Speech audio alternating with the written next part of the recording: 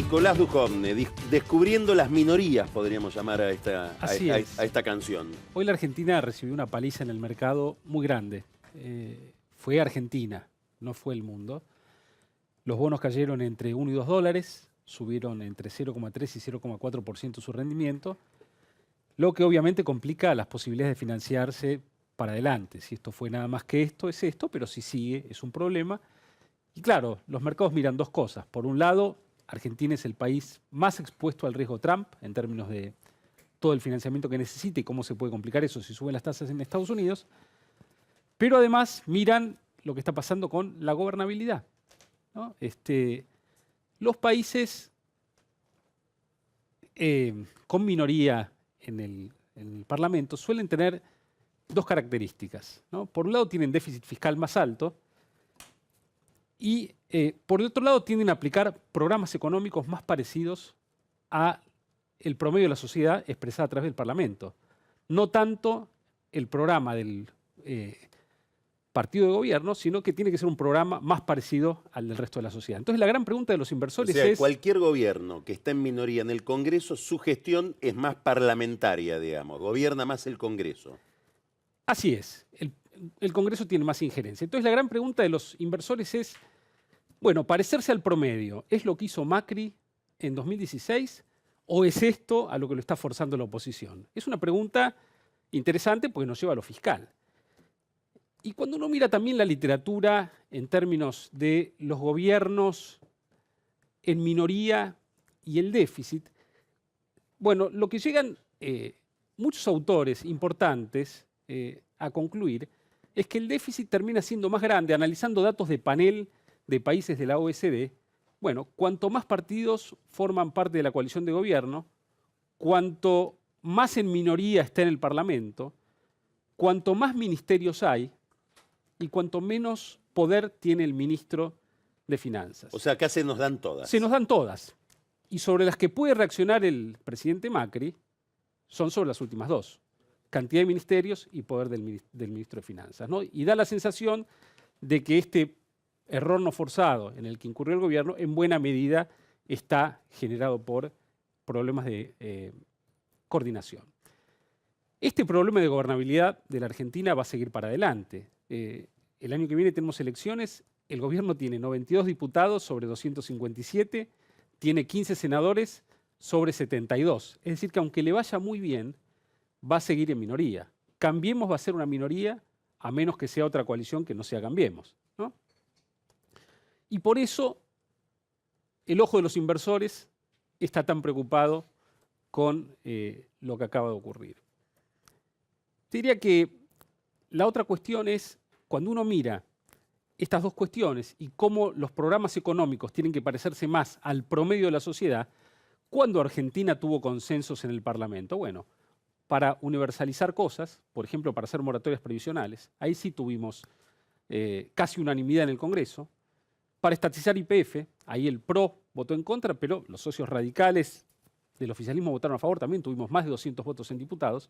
Y después, en términos históricos, la guerra contra la NATO en el 82, no sé, la estatización de los trenes de Perón. Es decir, la sociedad argentina es probablemente bastante estatista, bastante gastadora, y la Argentina ha decidido dar de baja un impuesto hacia el cual propenden los países. El impuesto a las ganancias es equitativo, es eficiente.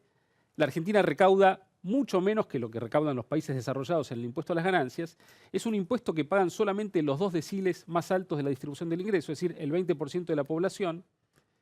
Y en ese sentido, si la Argentina va a resignar ese ingreso, ¿en qué recursos puede recaer? Bueno, cuando uno mira la lista de impuestos que había propuesto el Frente Renovador, uno se da cuenta hasta qué punto ha sido afectada ya con este tamaño del Estado la capacidad de generar nuevos tributos. Cuando ya son tan distorsivos los nuevos impuestos, uno ya empieza a ver los límites de la tributación y del tamaño del Estado. Entonces, claro, en muchos países cuando eso ocurre vuelven a recurrir a la inflación. La inflación la pagan intensivamente los 3 deciles más bajos de la distribución del ingreso, es decir, el 30% de pobres.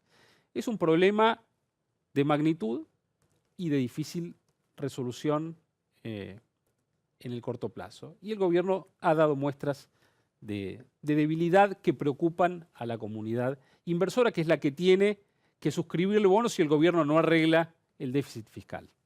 Ahora, peor que aquí están en Venezuela, Carlos. Le voy a pedir Muchas al director, novedades le en voy a pedir al Venezuela, director que nos muestre una placa, porque el gobierno de Maduro acaba de decidir sacar de circulación el billete de más alta denominación, que es de 100 bolívares, y el Ministerio de la Alimentación Popular mostró hoy, en un comunicado, el complot que se estaría generando para acaparar billetes de 100 bolívares. Entonces, a través de la información de un informante anónimo, que Maduro lo llama patriotas cooperantes. Patriotas cooperantes. A los espías. Llegan a la conclusión de que un conjunto de países como Suiza, España, Polonia, Alemania, Ucrania y la República Checa no tienen cosas mejor que hacer que acaparar billetes de 100 bolívares. La República Checa, ¿eh? Sí, ya podemos sacar la placa. Acaparar billetes de bolívares que además pierden la mitad de su valor cada 15 días. Sí. Es decir, imagínate lo que cuesta un metro cuadrado en Suiza para guardar billetes que se desvalorizan, su valor cae a la mitad cada 15 días. Esto es totalmente descabellado y además implica para la economía venezolana, el gobierno está retirando, prohibiendo el uso de los billetes de 72 horas. En 72 horas. Es un corralito, es como cuando Argentina hizo el corralito, porque evidentemente es una sociedad muy poco bancarizada, con la inflación que hay, está muy poco bancarizada, las transacciones se hacen en efectivo, y si se retira el billete de máxima denominación, que no llega ni a $1, bueno, ¿cómo se transacciona? Venezuela está en un colapso y ha decidido agravarlo, con lo cual podemos esperar más novedades Te de este recomiendo colapso. ver en YouTube el discurso de Maduro donde anuncia esta medida, porque si no fuera por lo dolorosa que es, sería cómico. Es todo tragicómico en Venezuela, la verdad que es un drama humanitario el que se está viviendo ahí. Es lamentable, pero bueno, están en manos de una persona delirante. Vamos a un corte y volvemos con Pancho y Carola con el whisky. Ya estamos de vuelta.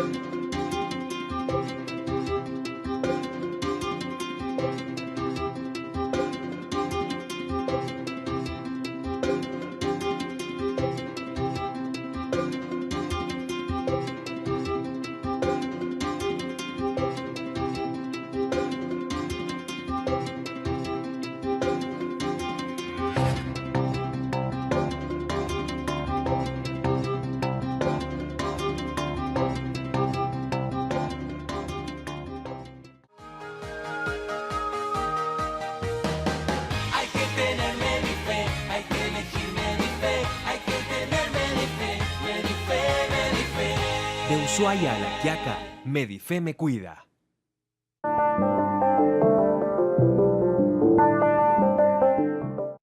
En Provincia Seguros, nuestro compromiso es con vos, porque te brindamos la tranquilidad de tener todo asegurado para que solo pienses en desarrollar tus proyectos tal como lo soñás. Llama al 0810-222-2444. Consulta con tu asesor de seguros o en nuestras sucursales. Provincia Seguros, una empresa del Grupo Provincia.